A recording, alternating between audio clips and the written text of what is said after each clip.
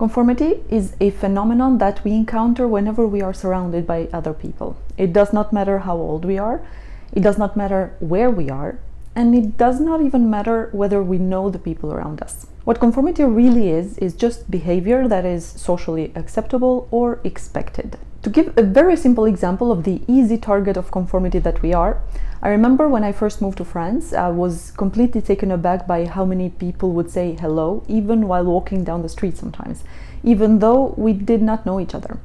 It was strange for me at first because where I come from, we don't do that, and we give weird looks to people who do. But it did not take long before I started doing the same thing. Conformity is something that we have to deal with in the workplace too. On the first day at our job, we might look around to see how other people, who have been part of that environment for a while, behave.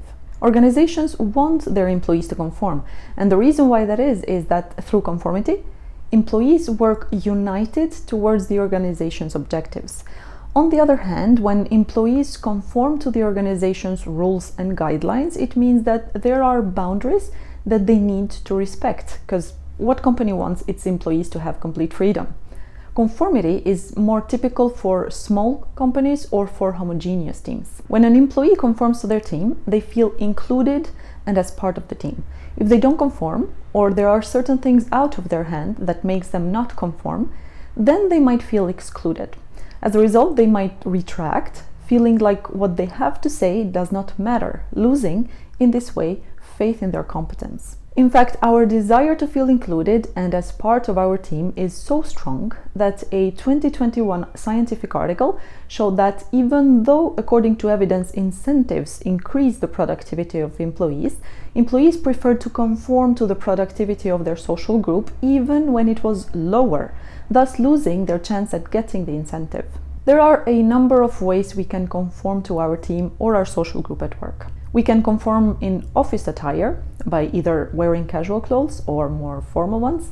We can conform to social behavior by, for example, addressing an executive of the company by Mr. X. Mr. F. And we can conform to our job description by not doing anything that is not part of our tasks. In one way or another, we all conform to our group, our team, or our company. What is most important, in my opinion, is understanding the reason why we do it. Conformity is the result of our team or group pressure, but why do we give in to the pressure? It could be because we simply want to fit in with the group, or at least not feel rejected by it. It could be because we want to be correct, and the majority usually is correct, or because we just want to be identified as part of the group.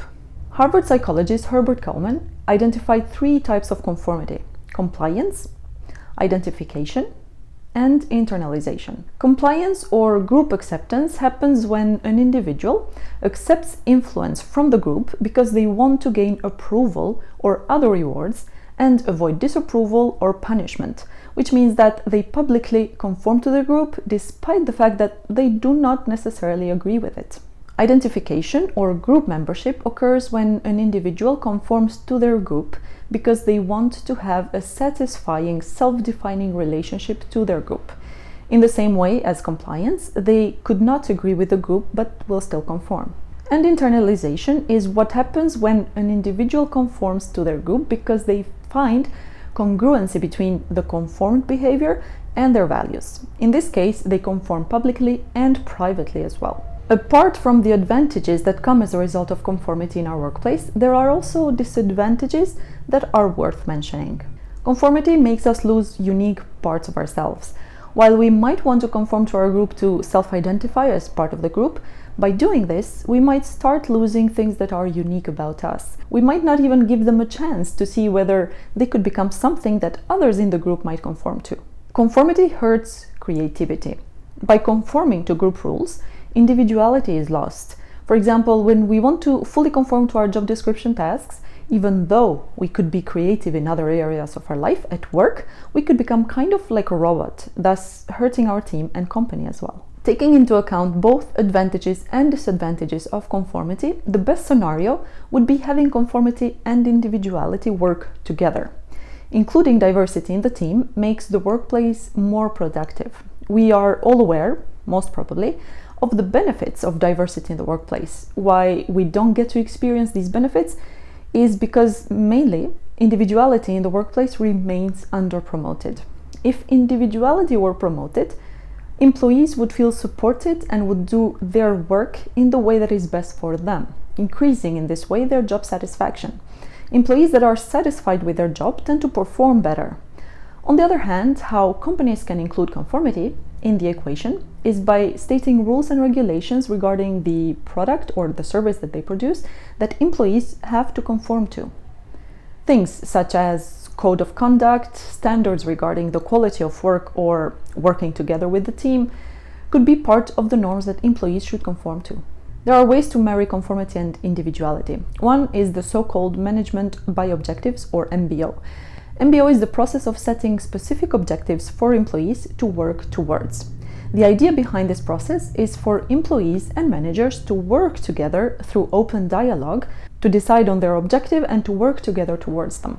Another process that can help in putting together conformity and individuality is competency models. A competency model is a framework that identifies and defines not only the skills but also the behaviors that are required for a good job performance. This framework is used a lot by human resources in their hiring process. At the end of the day, it is up to each and every one of us to say what we want and expect of our job. If we want to do our tasks, the ones we have laid out in our job description, and not worry too much about increasing our own or our team's productivity, then this is probably a topic that is not at the top of our list. And I don't mean that in a derogatory way at all. Sometimes at some jobs or at some companies, the combination of factors is such that doesn't inspire us to give our all. If, on the other hand, we want to keep improving things and we want our team to keep growing and we want our company to succeed, then we might want to either make use of ways that are proven to make individuality and conformity work, or come up with new ways to do that. With that being said, I hope that you enjoyed this video, whether you pertain to the first or the second group, and I will see you next time.